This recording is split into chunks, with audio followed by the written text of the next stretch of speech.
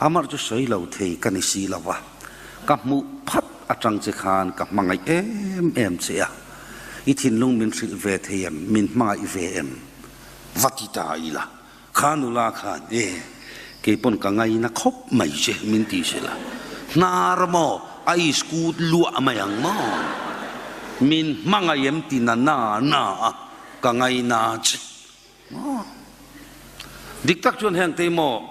kai tunan set te u khai nula te hi thin lung mi pain kan sil cheu hi chuan mo soi ve mai ula ngam lovin kan han soya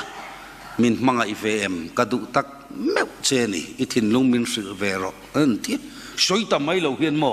na thil tin puthi ran puthi ro ti ti a then phen lung hian vom man vom mai enga ke po ka buai na amangan thang du